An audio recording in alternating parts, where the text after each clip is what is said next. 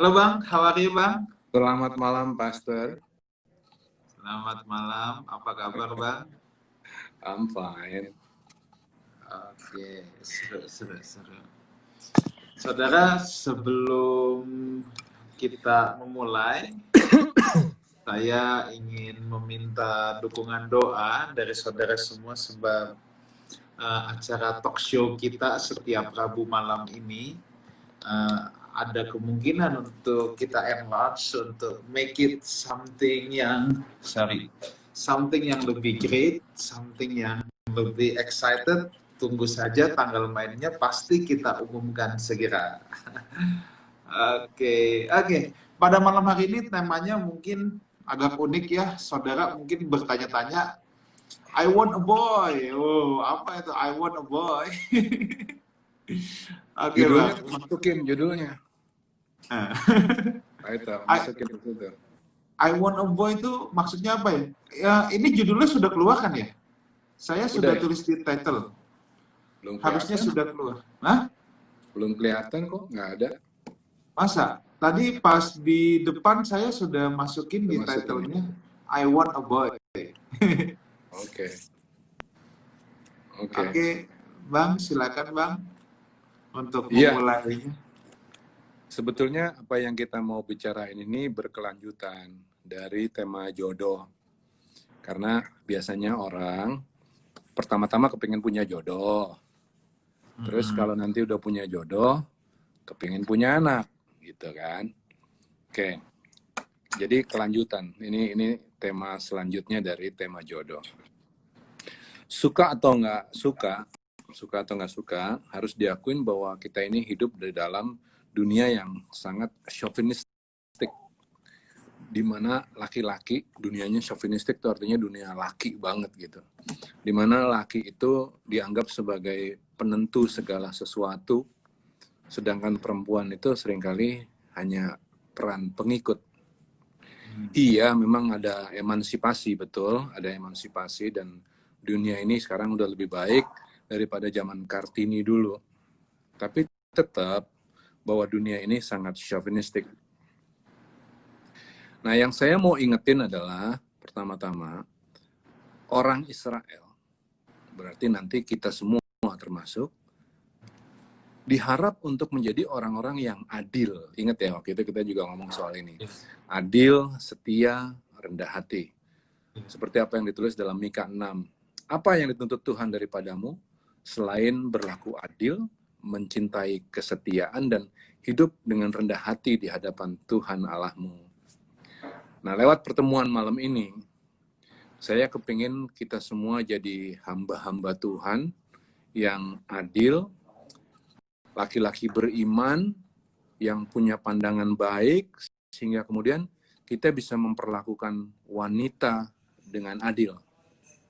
Jangan kita cuma melihat dari dunia dari sekedar chauvinistic kind of a world, di mana laki-laki dianggap penentu yang berkuasa. Ya, kita memang berkuasa, kita kepala rumah tangga, tapi kita harus memperhatikan perempuan. Itu tujuan malam ini ya. Pembicaraan malam ini tujuannya seperti itu. Yuk kita lihat dari awalnya dulu. Manusia itu memberi nama kepada segala ternak, kepada burung-burung di udara, dan kepada segala binatang hutan. Tetapi baginya sendiri ia tidak menjumpai penolong yang sepadan dengan dia. Di pertemuan kita yang lalu, saya ngomong mengenai pentingnya kalimat bahwa manusia pertama, Adam, dikasih kuasa untuk kasih nama. Apa? Waktu itu saya jelasin bahwa kuasa itu adalah supaya laki-laki, Adam, bisa menjadi pelindung, penyayang bagi perempuan. Ya, Adam sendiri harus sudah happy being himself, being alone. Tapi not good for a man to be alone. Tapi dianya sendiri happy being alone, gitu. Kemudian dalam suasana senangnya itu, dia juga berkembang, bertumbuh menjadi manusia yang memberkati, memberi nama, memberkati sekelilingnya. Oke, nah hari ini saya mau perdalam lagi mengenai makna pemberian nama. Ada penulis namanya Kidner. Kidner ini menulis Genesis, An Introduction and Commentary. Dia nulis begini, makna dari pemberian nama. Dia nulis begini, pemberian nama, kuasa untuk memberikan nama jangan diartikan sekedar sebagai keunggulan laki-laki. Seolah-olah laki-laki kemudian jadi penguasa atas segala sesuatu. Iya dong, dia yang ngasih nama berarti dia jagoannya kan. Jangan lihat hanya dari situ. Kemampuan atau kuasa memberi nama harus menunjukkan bahwa manusia adalah makhluk yang dicipta untuk sebuah persekutuan. Manusia dicipta, laki-laki dicipta sebagai makhluk yang harus hidup dalam suatu persekutuan. Laki-laki baru bisa memenuhi, baru bisa punya kepenuhan hidup ketika ia mengasihi pasangannya. Ketika ia memberi hidup kepada pasangannya. Itu laki-laki. Memang kita dikasih kuasa untuk kasih nama, tapi itu bukan buat gagah-gagahan. Tetapi untuk menunjukkan bahwa kita makhluk persekutuan yang butuh wanita untuk jadi teman kita yang sepadan. Gitu. Nah, saya punya satu kalimat, ini rada sensitif, tolong jangan short temper ya. Saya mau bilang gini, wanita sejak pertama kali, pada konsepnya, ya, dulu waktu wanita dicipta pertama kali, itu sebetulnya bukan sebagai child bearer. Bukan sebagai, sorry ya, saya mau ngomong apa adanya, tapi sorry. Dalam bahasa Inggris kelihatannya jadi lunak. Tapi kalau dalam bahasa Indonesia gini, wanita tidak dicipta sebagai pabrik anak. Bukan. Wanita dicipta untuk menjadi teman yang sepadan bagi seorang laki-laki. Konsepnya bukan soal memiliki anak laki-laki. No. Bukan itu tujuannya. Bukan itu tujuannya. Wanita adalah pendamping yang sepadan, yang harus dikasihi, dijagai, disayang. Tapi konsep Tuhan itu nggak bertahan lama. Sayang banget. Selanjutnya, ternyata wanita sekedar dianggap sebagai pemberi keturunan. Maka timbullah suara-suara laki-laki yang bilang gini, I want a son, I want a boy, I want a boy. Selalu begitu. I want a boy. Aku kepingin keturunan. Ayo dong, kapan kamu ngelahirin? Ayo dong, come on, gitu. Padahal Allah tidak pernah mencipta wanita sebagai sekedar child bearer. Wanita dicipta sebagai teman yang sepadan. Oke, saya lanjut. Segala sesuatu yang nyimpang dari rencana Allah selalu bawa chaos. Penyimpangannya di mana? Manusia wanita tidak pernah dicipta untuk sekedar menjadi child bearer, tapi kemudian yang dipikirin soal anak keturunan, I want a boy. Segala sesuatu yang menyimpang dari rencana Allah pasti chaos, pasti kacau, dan pasti kusut. Gitu. Kita perhatiin yuk, perasaan perempuan yang hancur lebur gara-gara kepingin punya anak. I want a boy. Itu merusak perasaan hati wanita. Coba kita lihat Sarah. Sarah ini bertahun-tahun dia nggak punya anak. Disebut bahwa Sarah itu mandul. Kemudian suatu hari, Tuhan datang ketemu sama dia. Dan Sarah dikasih tahu, Sarah, nanti kamu akan melahirkan. Terus ditulis bahwa kemudian Sarah tertawa ketika disampaikan kepadanya bahwa ia akan melahirkan seorang anak dalam usia yang sudah sangat tua. tertawa. Dulu waktu saya baca kalimat ini, saya pikir Sarah ketawa ngeledek. Apalagi kemudian Tuhan bilang, Sarah kenapa kamu ketawa? Kenapa kamu ketawa? Enggak kok, aku enggak ketawa. Jadi saya pikir dialog itu dalam arti Sarah nyinyir gitu. Nah, hari ini saya pelajarin lagi. Kata tertawa di situ pakai kata Ibrani syakak. Syakak. Syakak itu bukan tertawa yang geli, terbahak-bahak, tapi scorn. The feeling or belief that someone or something is worthless or despicable. Jadi Sarah tertawa artinya dia sedih. Pilu hatinya. She felt worthless, despicable. Itu ketawanya Sarah waktu itu. Lihat, kesian. Apakah laki-laki yang diharap untuk menjadi orang yang adil, orang yang setia dan rendah hati kemudian fair untuk menganggap pasangannya yang sepadan itu sebagai pabrik anak? Nggak lucu. I want a boy. Apalagi gitu. I want a boy. Kalau belum punya anak, pengen punya anak. Kalau udah punya anak, kepengen anak laki. Anak laki, anak laki. Nanti kita lanjut di bawah. Tapi that's not fair. Itu nggak adil sama sekali.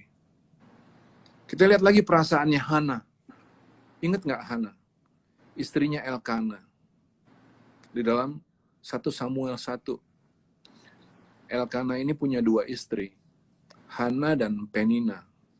Penina punya anak, tetapi Hana tidak. 1 Samuel 1 ayat 2.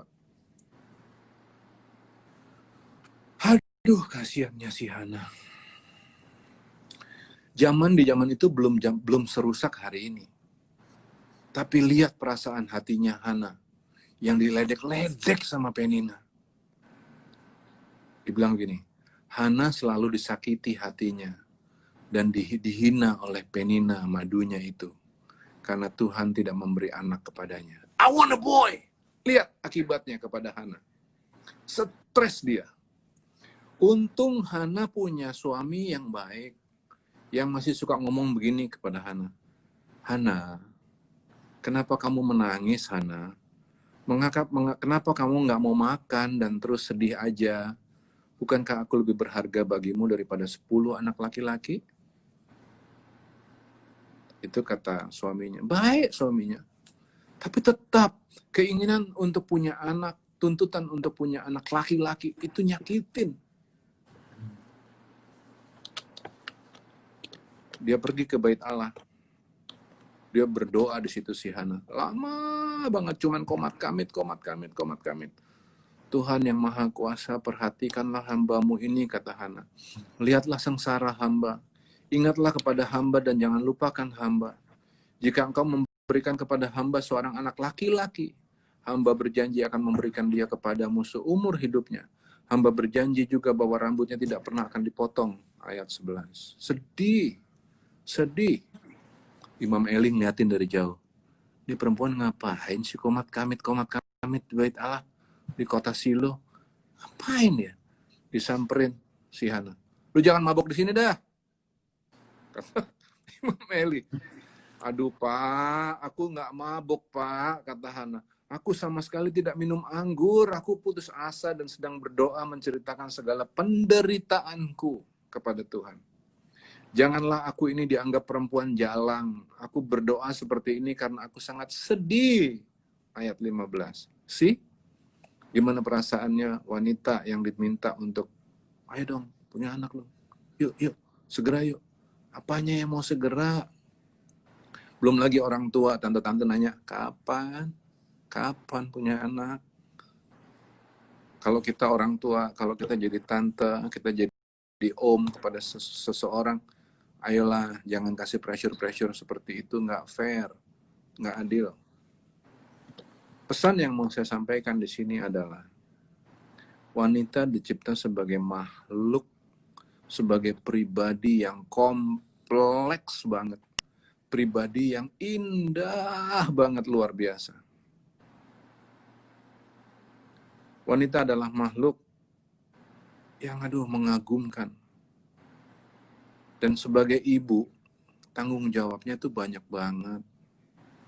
Dia harus merawat rumah, ngurus sekeliling. Nggak fair kalau kita cuma minta, ayo kapan punya anak. Kalau kita jadi om, jadi tante, kapan nyusul. Apaan sih?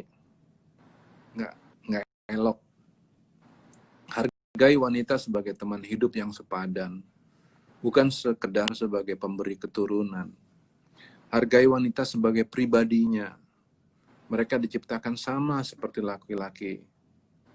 Kita belum bisa dikatakan sebagai laki-laki sejati kalau kita tidak bersikap adil kepada wanita. Kasih nama istri kita, kasih nama yang mesra, nama yang manis, supaya kita makin sayang sama dia. Panggilan, nama-nama panggilan gitu gimana, kayak gitu yang romantis-romantis gimana gitu loh. Karena pemberian nama itu bikin kita jadi makin sayang tahu. Kasih nama. Oke? Nah, selanjutnya nih. Apakah salah kepengen punya keturunan? Sama sekali nggak salah. Sama sekali nggak salah. Dan ingat ya, waktu itu kita pernah ngomong juga di dalam pertemuan kita di IG Live ini. Kekristenan itu bukan soal salah atau nggak salah kok. Iya. Bukan soal itu, tetapi soal berguna atau tidak berguna. Perhatiin apa yang disampaikan oleh Paulus kepada jemaat di Korintus. Segala sesuatu halal bagiku. Kepengen punya anak, halal, it's okay. No problem. Tetapi bukan semuanya berguna, kata Paulus. Segala sesuatu halal bagiku, tetapi aku tidak membiarkan diriku diperhamba oleh suatu apapun. Kepingin punya anak laki. Ayo dong, pengen punya anak laki yuk. Akhirnya dengan keinginan itu kita menjadi diperhamba. Ya. Belum tentu kita butuh anak kok. Kita udah happy being alone. Tapi ngotot, pengen punya anak. Aduh. Nggak usah masalah punya anak atau nggak punya anak. Bukannya salah kepengen punya anak. Tapi kalau nggak punya gimana? Jangan ngotot, santai aja. Dan yuk kita perhatiin. Kenapa sih kita kepengen punya anak? Ayo. Kenapa kita pengen punya anak? Apa alasannya?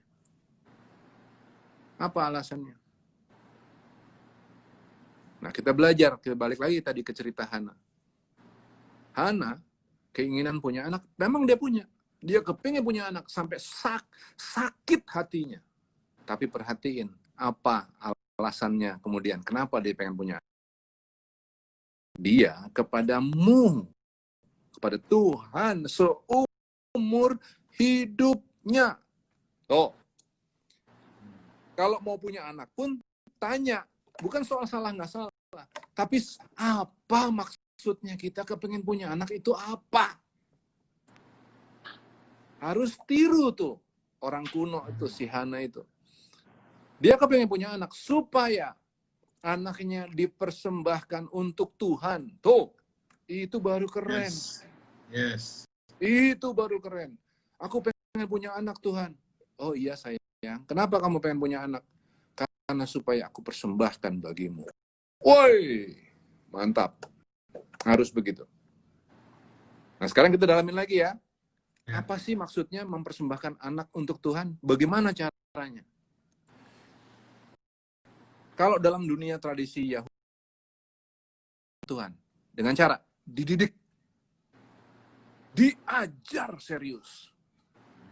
Anak laki dari kecil selalu dibilangin gini, kamu harus jadi imam ya sayang. Jadi imam. Bukan soal jadi pilot. Orang sekarang, kamu jadi pilot. Tentara. Bagus, tapi orang Yahudi di zaman dulu ngikut cara pikir Hana. Aku punya anak untuk kepentingan Tuhan. Anak lakiku untuk jadi imam. Itu anak laki. Anak perempuan? Nah, ini nih, dengerin. Anak perempuan untuk apa? Anak perempuan yang paling pinter dan paling cantik, yang paling berkarakter, disiapin untuk menikah dengan imam yang paling hebat. Ayo, sama kan? lakinya untuk imam, istrinya untuk menikah dengan imam. Contoh, Elizabeth dinikahkan dengan Zakaria. Elizabeth orang pinter. Maria orang pinter. Tapi Elizabeth jelas-jelas disiapkan untuk menikah dengan Zakaria. Coba. Oh, itu kan yang bisa menikah sama imam tuh orang-orang yang paling hebat, paling cantik, wanita-wanita yang paling cantik, paling hebat. Jangan main-main. Anakmu, hendaklah kamu membicarakannya di dalam rumah dan di luar rumah. Waktu beristirahat, waktu bekerja. Baca Keluaran 6 ayat 7. Anak-anak tuh harus dididik, diajar firman Tuhan dari umur 5. Diajarin terus sampai umur 30. Anak-anak harus terus-terusan belajar. Nah, makanya dengan cara pendidikan yang kayak begini, anak-anak Yahudi sampai hari ini kan jadi anak-anak yang paling pintar di mana-mana. Pemenang Nobel, penemu-penemu hebat, bankir-bankir, pedagang-pedagang hebat, dia orang Yahudi. Kenapa? Karena belajar. Ini anak-anak yang dipersiapin untuk kepentingan Tuhan. Begini caranya. Diajar. Firman Tuhan, wuduh, kenceng mereka. Bukan seperti orang-orang Kristen di beberapa tempat di dunia ini. Yang belajar cuma sampai sekolah minggu. Nggak bisa begitu dong. Kita harus ngajarin anak-anak pol sampai, kalau kayak cara Yahudi, sampai umur 30. Penting banget belajar tuh, penting banget buat mereka. Jadi anak-anak gimana sih mempersembahkan anak untuk Tuhan? Tadi satu, disiapin untuk memang jadi imam, menjadi istri-istri yang baik. Itu begitu caranya kalau kita mau nyiapin untuk Tuhan. Terus dididik dengan cara yang baik. Firman Tuhan dikenalin dari sangat muda sampai nanti mereka dewasa, terus belajar firman Tuhan. Harus begitu. Nah, kalau anak-anaknya dituntut untuk belajar firman Tuhan, berarti bapak ibunya harus belajar firman Tuhan nggak? Ya harus dong. Nah, kamu harus belajar firman Tuhan. Bapak mau kamu pinter ya, nak ya. Anaknya bilang, iya, Pak. Iya. Selesai sekolah minggu, dia teriak-teriak ke bapaknya. Pak, waduh, Pak, seru, Pak. Ada yang seru, Pak, tadi di sekolah minggu, Pak. Apa, sayang? Ini, Pak, tapi aku nggak ngerti. Ini maksudnya apa sih, Pak? Jawaban Bapak Ibu apa biasanya, Pak, hari ini? Lu ngapain juga nanya Bapak lo? Ntar minggu depan lu tanya sama guru lu situ. Tapi kita bilang anak suruh belajar suruh belajar firman Tuhan. Kitanya nggak punya semangat. Ditanyain kita nggak tahu apa-apa, ya anak juga jadi males. Bagaimana kita mau nyiapin anak-anak buat Tuhan kalau begitu caranya? Dimulai dari Bapak Ibu. Ya, aku sibuk. Ya elah. Kemarin lu minta anak. Sekarang lu punya anak. Nah, alasannya sibuk doang. Nggak mau ngajarin, nggak mau nyiapin anak untuk kepentingan Tuhan. Kan jadi nyebelin kan kayak begitu. Belum punya anak, pengen anak. Punya anak, pengen punya anak laki. Udah punya anak laki, mau ngajarin nggak mau. Apaan sih? Kan jadi nggak fair kalau kayak begitu kan. Tuh ya. Berikutnya lagi. Anak yang disiapin untuk Tuhan. Ditegur. Kalau dia salah, tegur yang kencang. Tegur keras, no problem. Tapi sayangin juga. Peluk. Kalau dia bikin benar, puji. Jangan negornya aja kita demen. Negornya kenceng banget. Tapi nyayangin nggak pernah. Meluk nggak pernah. Nggak boleh kayak begitu. Tegur pada saatnya, sayangin pada saatnya. Ada lagi yang nyayangin melulu, nggak pernah negor. Jadi keliru juga. Tegur pada waktunya, sayangin pada waktunya. Ini kayaknya nggak ada yang nanya, pada diam semua. Ayo, siapa yang mau nanya boleh mulai ketik di kolom komen. Untuk diserahkan untuk kepentingan Tuhan.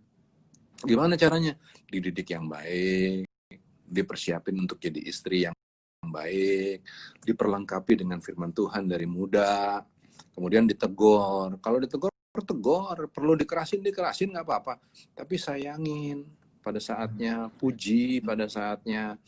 Ada untuk anak-anak kita waktu anak-anak kita punya kesulitan macam-macam di pergaulan sama gurunya, banyak persoalan. Yeah. We are there, present untuk persoalan-persoalan mereka. Oke, nah sekarang berikut lagi. Gimana kalau kita cuma punya anak perempuan? Do you still want a boy? I want a boy. I want a boy. Belum ketemu anak laki. I want a boy. Aduh. Tadi saya udah sebut di atas. Hargai anak perempuan sebagai wanita. Hargai sebagai pribadi wanita.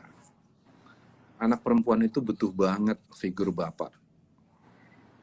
Kalau anak perempuan nggak dapat figur bapak, rusak anak itu. Dia cari kompensasi nanti kemana-mana. Kita nggak mau kan anak kita jadi begitu. Nah kalau bapak-bapak yang udah punya anak perempuan, udahlah stop kali. Jangan bilang, I want a boy, I want a boy. Aduh, anak perempuannya jadi sedih nanti. Udahlah, nggak ada beda anak perempuan atau anak laki. Dua-duanya bisa sangat berguna untuk kerajaan Allah. Allah nggak pernah diskriminatif terhadap gender. Nggak ada. Yes. Coba perhatiin Bapak Ibu. Di Hakim-Hakim. Yeah. Pastor Wikan coba lihat. Hakim 4 ayat 4. Hakim 4 ayat 4. Di dalam dunia Israel kuno yang sangat chauvinistik. Di dalam dunia mereka yang sangat patrilineal. Tapi ada satu hakim. Namanya siapa, Pastor? Deborah. Pada waktu itu Deborah seorang nabiah. Nabi perempuan. Nabiah. Istri Lapidot. Memerintah sebagai hakim atas orang Israel. Penempatan kata istri Lapidot nunjukin betapa chauvinistiknya dunia itu. Patrilineal, laki banget. Makanya harus dicantumin istri siapa ini.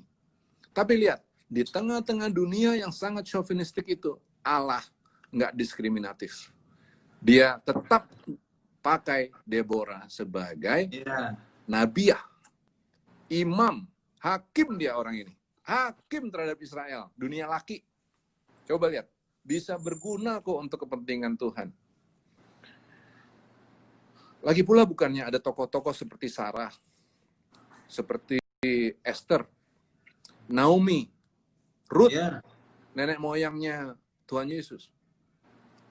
Elizabeth, ibu Yohanes Pembaptis. Maria, ibu Yesus. Lihat, peran wanita. Jadi kalau sekarang, bapak-bapak, perasaan istri-istri kita, diperhatikan perasaan wanita-wanita yang dituntut untuk punya anak laki. Aduh, saya suka perhatiin istri ya. Istri saya tuh, ya ampun, ngurus rumah tuh susah loh. Kita laki kan nggak pernah ngurus rumah. Jangan kedengeran istri sih. Kita ini diantara kita aja cowok-cowok. Ya. Kita nggak pernah ngurus rumah loh. Ngurus rumah tuh susah loh. Terus dia udah sungsang sumbel, susah payah begitu, masih dituntut juga. Punya anak laki. Aduh, nggak fair. Anak laki perempuan sama. Mereka semua bisa berguna untuk kerajaan Tuhan. Tapi kalau memang cara pandangnya begini ya, kadang-kadang kan saya ini orang Batak, orang Chinese kan mirip-mirip kan. Pengennya laki kan. Nah kenapa kepengen laki? Coba jawabannya apa? Kan gara-gara kepengen ngelanjutin keturunan kan. Sebenarnya kan itu kan, buat jaga nama marga, kan itu tujuannya kan. Atau untuk ngelanjutin bisnis, kan gitu tujuannya kan. Coba kita bandingin sama keinginan Hana. Kenapa Hana kepengen punya anak? Supaya dipersembahin buat Tuhan, bukan soal bisnis. Kenapa Israel kepengen punya anak? Supaya dipersembahin buat jadi imam buat Tuhan, bukan untuk bisnis. Tapi hari ini kan bergeser kan, menjadi melanjutkan marga, melanjutin bisnis orang tua. Ya soro dong, pakai bahasa Inggris, soro, namanya sengsara. Nggak bisa begitu, jangan begitu. Anak laki, perempuan sama aja. Kalau kita ngelihatnya untuk kepentingan Tuhan. Tapi begitu kita ngelihatnya untuk kepentingan diri, ya jadi nggak bisa, harus anak laki. Nggak, tapi itu kan mau kita kalau kayak gitu. Jangan begitu ngelihatnya. Lanjut lagi nih, sebelum ada pertanyaan nih. Bagaimana kalau kita nggak punya anak? Tadi gimana kalau punya anak cuman perempuan? Sekarang gimana kalau anak nggak punya? Ingat, Pastor Wigan waktu itu ngomong, prinsip perkawinan adalah berbagi kebahagiaan. Laki-laki perempuan yang siap untuk menikah harus dua-duanya udah bahagia.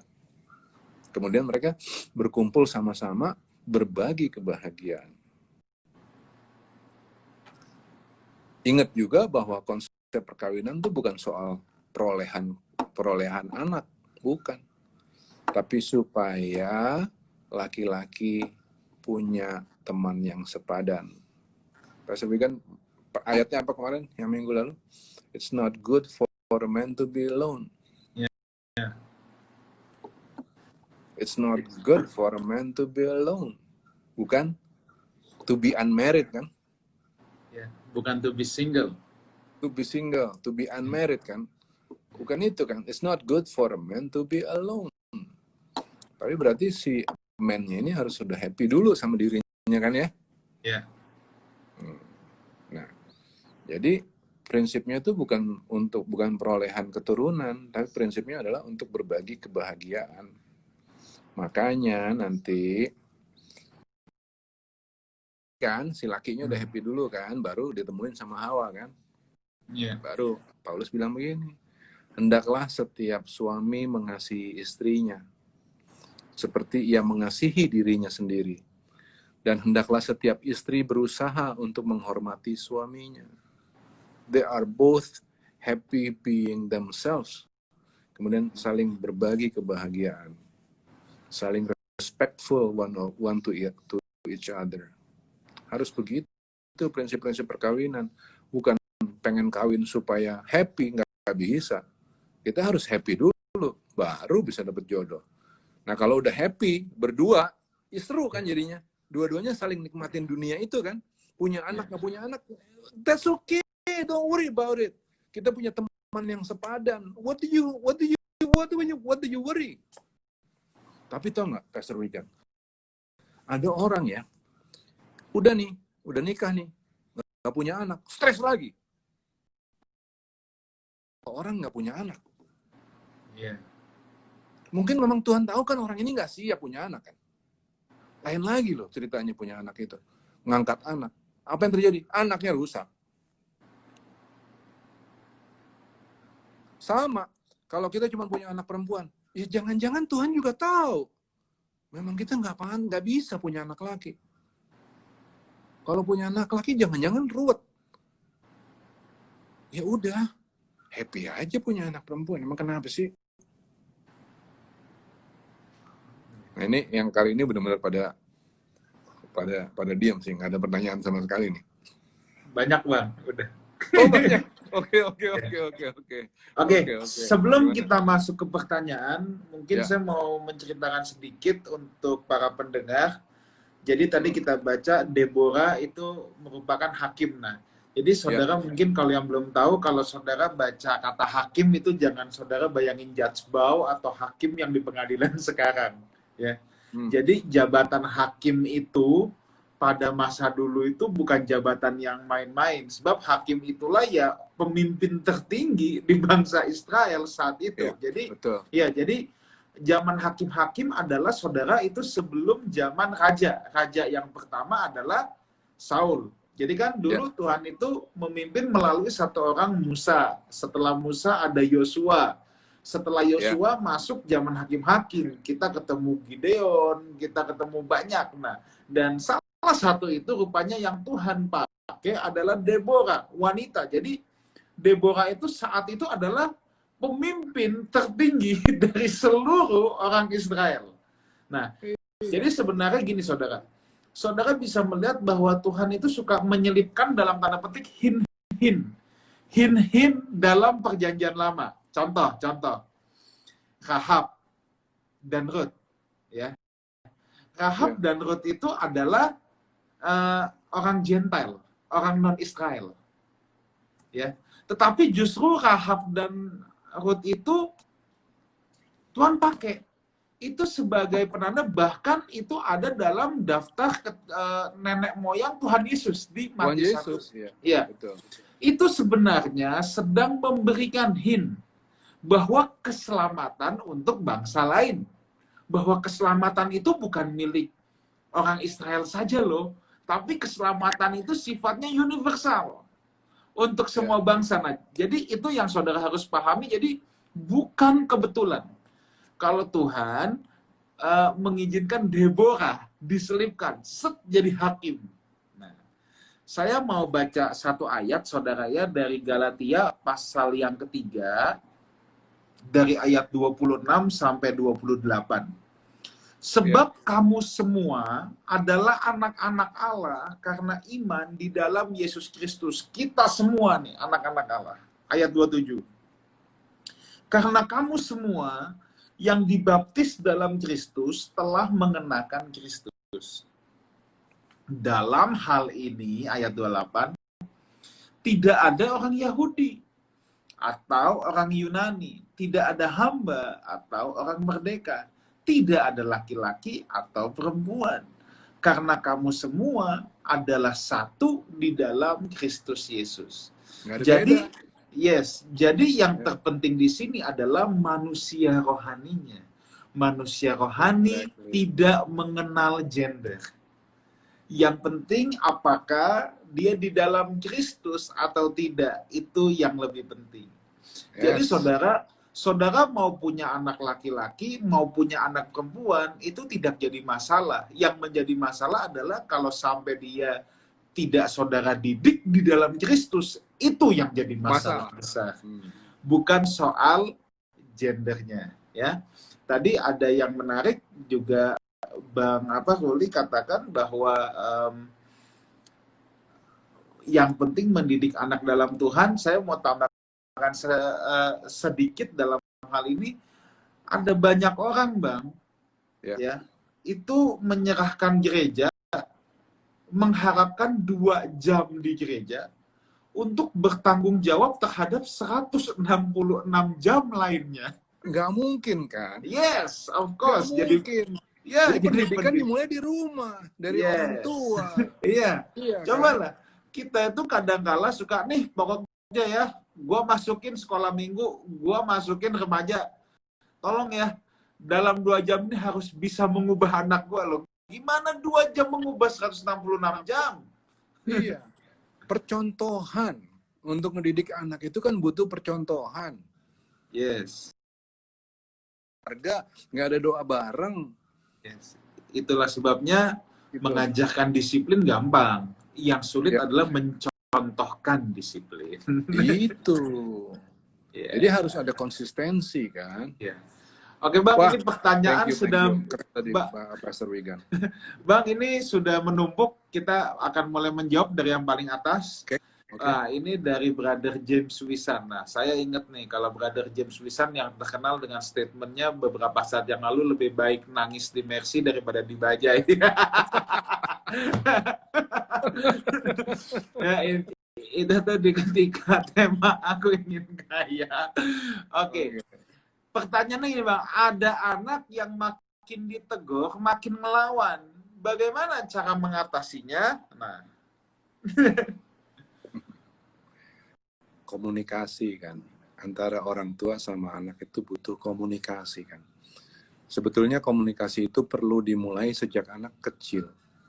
Di saat mereka kecil, mereka tuh harus ada di dalam suatu penundukan yang penuh kepada orang tua. Harus ada trust kepada orang tua sejak kecil. Nah, nanti belakangan waktu mereka makin dewasa, baru kita bisa sebagai orang tua bisa kasih kebebasan kepada anak. Problemnya prinsip seperti ini seringkali nggak dipahami. Sehingga anak kecil udah dibiasain untuk punya keputusan. Contoh, sayang, ini ada ayam. Kamu mau makan ayam? Anak umur 3. Ditanyain mau makan ayam atau mau makan sayur. Sayur kamu nggak suka ya? Nggak suka. Umur 5. Umur yang mereka belum bisa mikir. Ditanyain, habis dia takut nggak suka. Anak kecil suruh ngikut sama kita. Tunduk. Prinsip Tuhan juga begitu. Waktu Israel masih muda banget, tunduk. Nggak usah banyak ngomong, tunduk. Tapi waktu mereka udah dewasa di PB, dibiarin untuk bertukar pikiran sama Tuhan. Ya sama dong, kita juga terapin itu ke anak. Nah, kemudian anak yang dari kecil ini udah dibiasain untuk ngebangkang sama kita, waktu udah gede, kita kepengennya dia nunduk. Bagaimana caranya? Tapi nggak ada yang terlambat. Kalaupun sekarang kondisinya seperti itu, duduk sama-sama, ngobrol, kasih tahu arah yang benar, bangun kepercayaan. Masih bisa kok dikoreksi. Jadi anak harus nunduk sama bapak sama ibu. Nggak bisa nggak. Harusnya itu dari kecil, tapi ya udah. Kalau sekarang pun udah gede anaknya, ya udah diajak duduk aja sama-sama, dikasih contoh-contoh yang baik, diarahin. Nggak gampang. This is going to be a homework, a huge homework, but you have to do it. Oke, pertanyaan kedua nih Bang, diet digital atau konsumsi digital, di mana informasi begitu gampang didapat. Katanya, kadang anak merasa lebih pintar. Bagaimana kita mengatasinya? Bijaksana, kita penyayang, tapi juga kita bisa hajar. Orang tua harus jadi kayak kembang taman bunga yang nggak ada habisnya dong, untuk bisa dikagumin sama anaknya. Nah, lagi pula ingat ya apa yang Einstein pernah bilang, the moment you stop learning, that's the moment you start dying. So, walaupun kita tua, ayo dong, do something. Kita kembangin kemampuan, belajar sesuatu yang baru, this and that. Kita selalu bisa punya ruang untuk ngembangin diri kok, sampai kapanpun. Kemarin saya sama anak saya yang kedua, saya suruh dia punya keterampilan. Dia kepengen jadi barista. Yang nomor 2 yang sekolah lawyer kan ya Bang ya? Iya, dia pengen jadi barista. Saya pergi berdua sama dia. Sekarang dia ngikutin kayaknya nih hari ini. Tanya sama Brian, kita berdua pergi les. Bagaimana sih jadi barista? Kita sama-sama kita les. Seru. Jadi abis itu ngomongin, Pak di sana kopi yang enak begini Pak, begini. Ayo dong, kita semua bisa kok begitu. Do something, find something fun untuk di-share sama anak-anak kita. Bang, saya melihat pertanyaan ini ada 2 sisi nih Bang. Jadi the first problem itu yang Abang sudah sampaikan, bahwa kita sebagai orang tua harus tetap berkembang, harus tetap study. Tapi mungkin saya melihat kembang yang lain dari pertanyaan ini, yaitu respect issue. Respect issue. Nah, apabila Pastor ini pengalaman banget sama konseling pastoral. Jadi lihat pertanyaan ini tajam. Keren. Lanjut. Nah, apabila pertanyaan ini berkenaan show the respect, orang tua yang menunjukkan kepada anak-anaknya bagaimana merespek orang yang lebih tua, kan punya orang tuanya lagi, bagaimana merespek bahkan orang yang bekerja sesama atau orang yang bekerja di rumah. Again, itu akan menjadi teladan yang sangat baik untuk anak-anak bagaimana menunjukkan respect. Kadangkala orang tua tidak menunjukkan respect, tetapi mengharapkan anak dalam segala hal bisa show respect.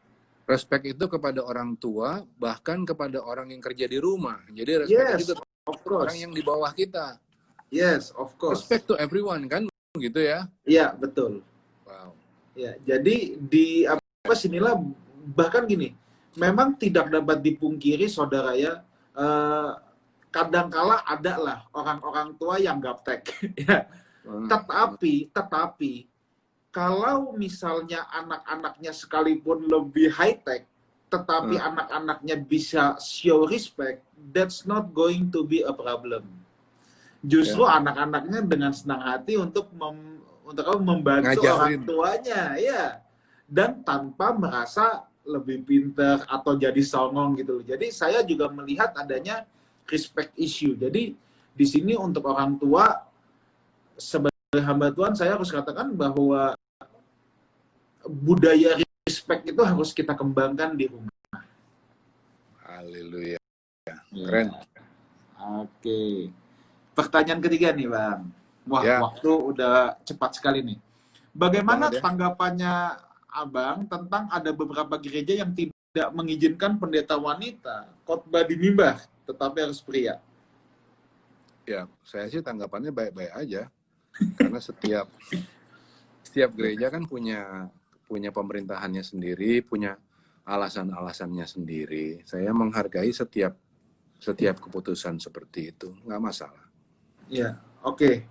Mungkin kalau dari sisi saya bisa tambahkan sedikit.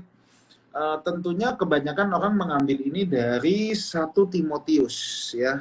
Nanti baca di rumah aja supaya cepat. Memang di Timotius itu ada di mana Paulus berkata kepada Timotius, jangan kasih yang wanita bicara. Sedangkan tadi yang surat Galatia juga Paulus yang nulis. Nah, kenyataannya saudaraku dalam jemaat mula-mula ada beberapa perempuan yang memiliki kedudukan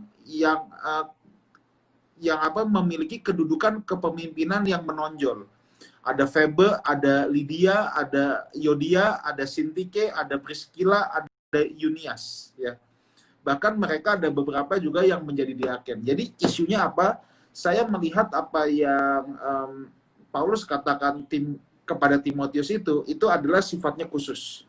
Bahwa terbukti dalam gereja mula-mula secara umum tidak pernah ada larangan untuk wanita juga ikut menjadi pemimpin. Jadi kalau pandangan saya secara pribadi ya tentunya saya setuju apa yang kata Abang katakan. Saya menghormati setiap adik-adik itu sifatnya sangat situasional. Konteksnya sangat khusus sekali. Paulus adalah orang yang kenal betul perjanjian lama. Kenal banget. Sehingga Paulus juga pasti ingat sekali bahwa ada Deborah yang pernah jadi hakim dan dia adalah Nebiah. Nabi. Deborah ini untuk orang Yahudi. Jadi pasti dia juga isunya pasti bukan soal gender, itu udah pasti. Dia tahu banget Deborah pernah ada peran. Jadi betul pasti ada suatu kasus tertentu yang harus disampaikan kepada Timotius pada saat itu. Nah, cuman kan pertanyaannya barusan pendapat kita terhadap gereja, ya kita respect. Betul ya Pastor Wigan? Kita respect. Thank you Amora Miranti untuk pertanyaannya. Ini ada pertanyaan dari Dapito, saya kurang jelas nih dengan pertanyaannya. Jadi saya skip dulu ya. Yeni Liao. Kalau tidak happy setelah menjalani, solusi ini menjalani apa ya maksudnya? Menjalani pernikahan mungkin ya. Oh, tidak happy setelah menjalani. Setelah menjalani ya. Pastor Wigan di pertemuan yang lalu punya kalimat yang kuat. Pastor Wigan bilang begini, apabila ternyata dalam perkawinan kita nggak happy, ibarat bubur itu ya dibikin enak, dikasih bumbu, dirawat yang bagus, dan selanjutnya. Gitu. Happy atau nggak happy hari ini mungkin saya tambahin, happy atau nggak happy itu sebenarnya adanya di pikiran kita ya. Ya, kita usahain untuk happy lah. Saya tahu, saya jawabnya bukan, ini saya jawab bukan saya bercanda, saya nggak bercanda, saya juga nggak mengurangi respect saya untuk Ibu Yeni yang bertanya seperti ini. Tapi kalau kita tadi senyum-senyum, maksudnya gini loh Bu, kondisi memang perkawinan itu kan sulit ya.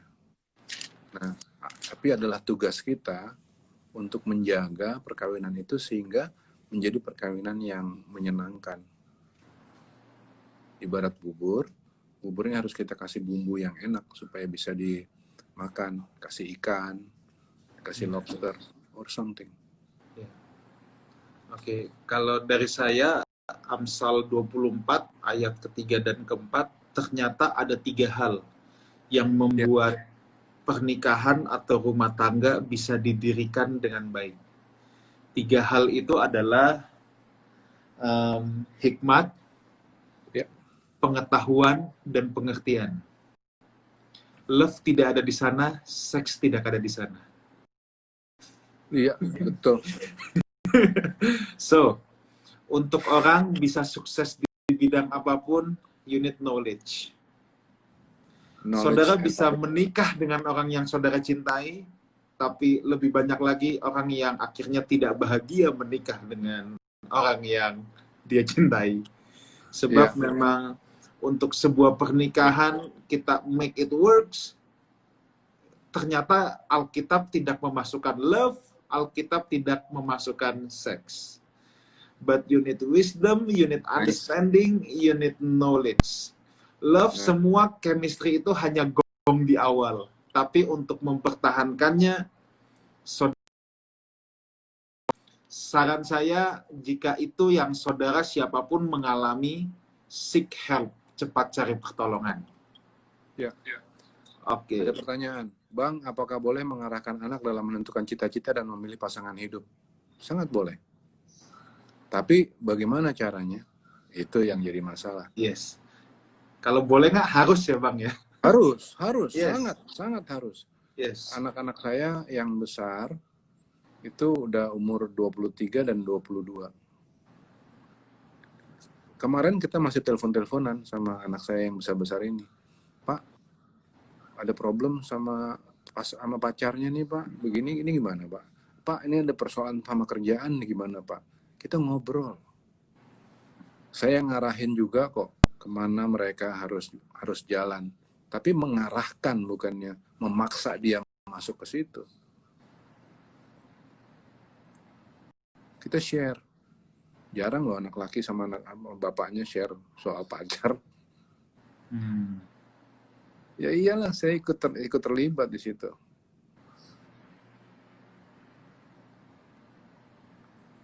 Ini saya cerita supaya menjadi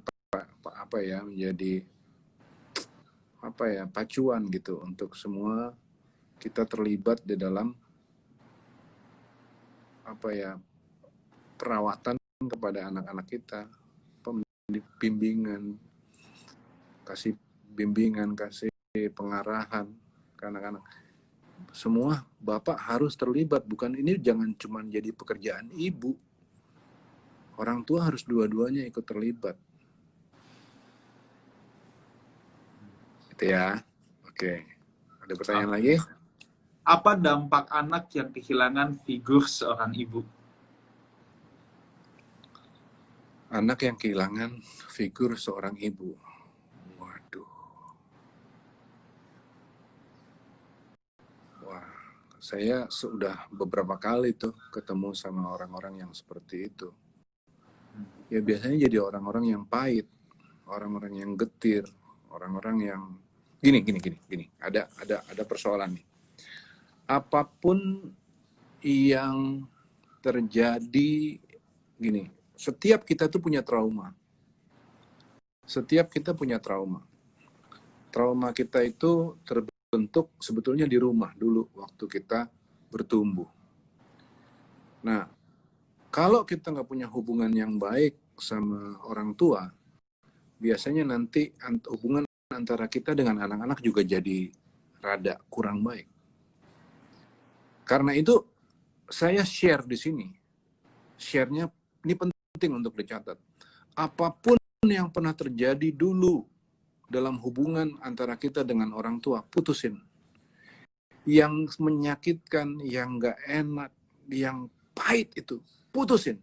Bikin itu menjadi pelajaran aja. Itu berharga, itu pelajaran yang berharga banget. Putusin tapi. Sehingga jangan kita bikin yang sama ke anak-anak. Kita jadiin bahan pelajaran, kita tahu, oh, that's not good. Jangan ulang ke anak-anak. Jelek sama sekali. Itu udah terjadi di masa yang lalu, sekarang kita pelajarin, jangan diulang kepada anak-anak. Kita bangun hubungan yang baik. Bapak baik sama anak-anak, ibu baik sama anak-anak. Dah, itu aja dulu deh. Ya. Harus begitu. Oke. Oke, ini ada 2 pertanyaan terakhir dengan cepat saja karena waktu kita sudah mepet.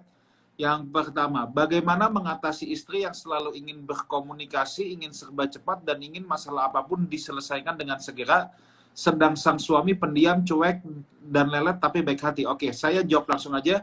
Ini adalah masalah personality. Nah, Sabtu besok, ikuti ada Zoom Minar. Ada Zoom Minar, temanya adalah personality and marriage.